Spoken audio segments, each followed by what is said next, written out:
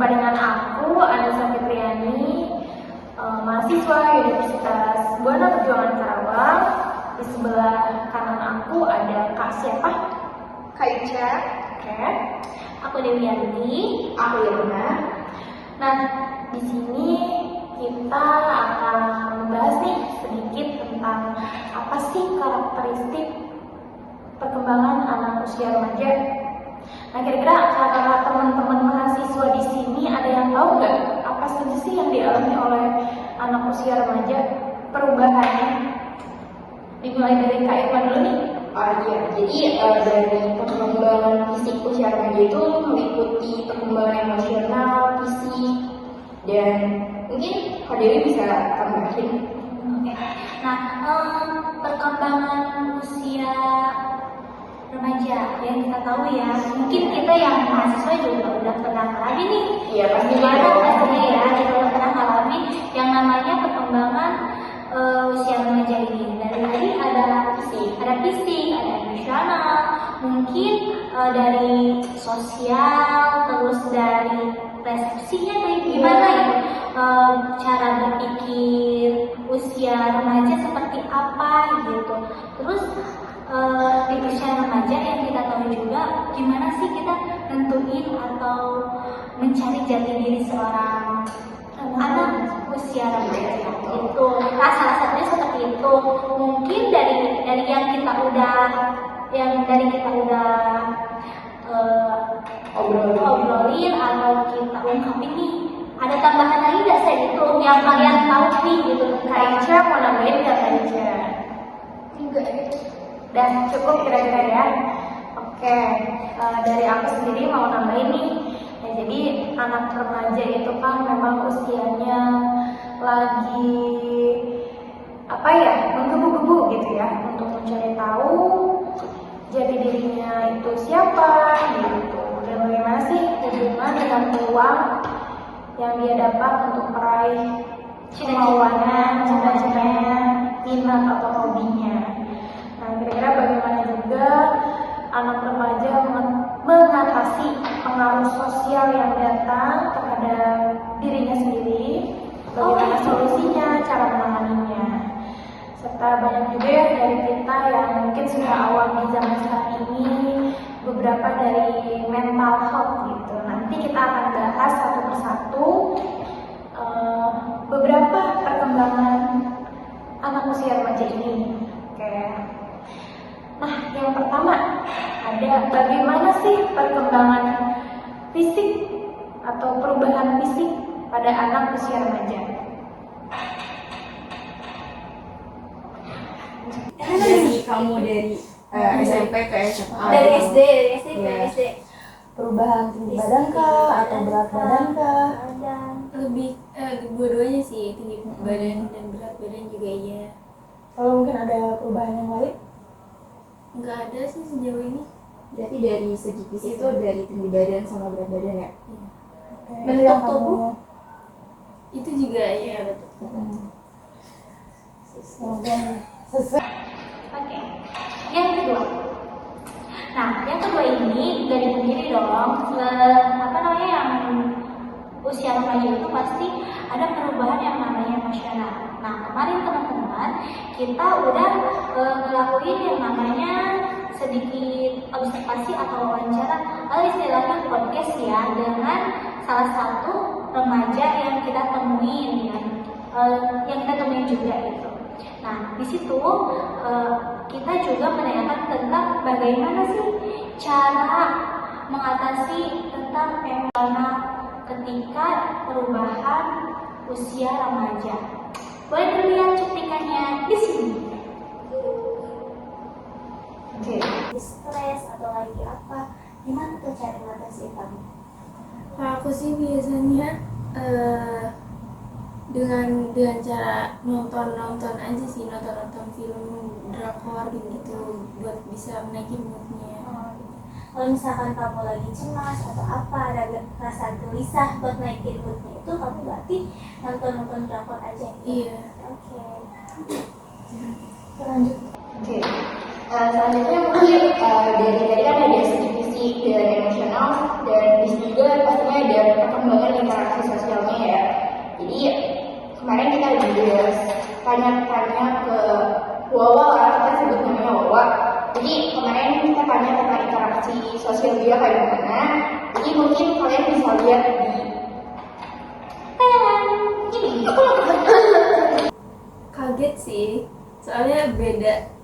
Soalnya dulu tuh SMP kan swasta sekolahnya, terus teman-temannya juga pada mainnya circle, terus masuk negeri jadi kayak lebih kaget gitu, lebih apa ya, lebih toksik daripada swasta.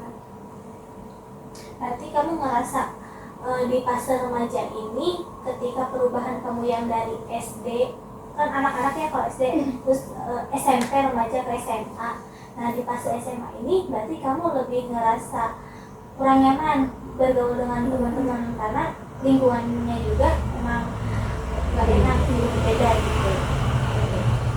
Terus yang Iya, setelah nanya-nanya tentang perubahan fisik, perkembangan emosional, dan interaksi sosial, ada juga perkembangan cara berpikirnya anak remaja dari usia anak-anak mungkin mengalami perubahan jadi remaja. pasti pola pikirnya berubah dong menjadi lebih dewasa. Kemarin juga kita menanyakan itu, gimana tanggapan Teh Wawa ini mengenai tentang perubahan pemikirannya atau pemikiran yang tadinya anak-anak mungkin dia setelah remaja, apakah ada perubahan untuk pendewasaan atau enggak? Boleh dilihat cuplikannya di sini. Masa kecil ke masa remaja gitu.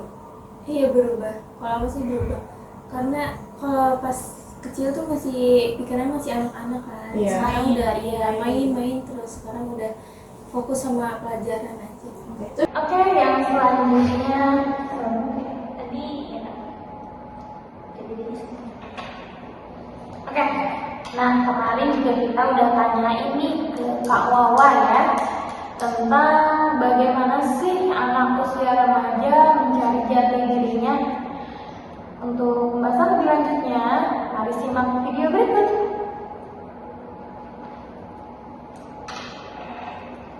Kamu gimana?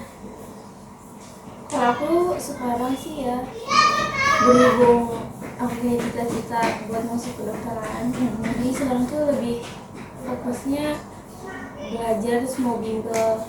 Nah bimbelnya nggak dari kelas 10, emang dari kelas 11 nanti. Terus sekarang tuh aku lagi mencoba untuk menaiki nilai biar bisa memaksimalkan nilai itu nanti. nilai akademik. Iya. Nah, akademiknya semakin naik gitu ya. Buat tanda-tanda juga. Iya. Baik. Oke, selanjutnya itu ada minat dan hobi. Gimana sih cara Wawa bagi waktu itu? Jadi bisa menggayakan juga. Gaya bebas bisa. Gaya kupu-kupu. Bisa. Kemarin di tes itu saya Keren sih.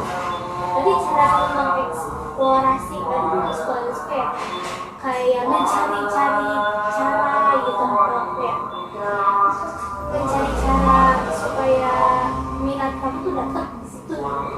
Ada nggak dikembangin lagi nggak selain cita-cita kamu yang ingin jadi dokter barang tadi? Cuma dari hobi kamu tadi, hobi kamu renang. Nah, ada nggak cara kamu gitu? Kegiatan kamu atau apa gitu? ada sih. Kalau buat biar mencapai cita-cita itu harus aku belajar tetap belajar sesuai waktunya, sesuai jadwalnya gitu. Kalau buat renang sih aku nggak terlalu ini ya, apa namanya, sering banget Nggak gitu. terlalu excited. Iya. Oh, ya. Berarti sekarang mau excitednya gimana caranya cita-cita aku tercapai? Iya. Salah satunya tadi katanya mau apa? Mau les? Apa? Bimbel. Mau bimbel. Gimana cara Karena bimbelnya juga belum ya. Iya. Ini saat ini untuk usaha untuk mencapai agar bisa masuk ke perkuliahan jurusan kedokteran itu ya dengan cara belajar lebih giat lagi, mendapatkan nilai yang mungkin naik setiap semesternya. Itu kan menjadi poin penting untuk persyaratan masuk gitu ya. Karena kita kan nggak tahu untuk materi kedokteran yang akan dipelajari itu seperti apa. Nanti mungkin belajar ketika mau persiapan bimbel gitu baru kita tahu materi apa yang akan dipelajari gitu ya. Oke, selanjutnya. Selanjutnya kita bertanya dengan Kak Wawa tentang hubungan dia dengan keluarganya. Penjelasannya cuplikan. Ada sih. Jika tepatnya kita ada masalah di luar, kemudian sungkan untuk cerita sama orang tua, yang kalau begitu, Iya, gitu. Coba dijelasin gimana tuh? Iya, pasti kalau cerita suka canggung gitu sih. Soalnya ada yang harus diceritain, ada yang harus nggak diceritain juga.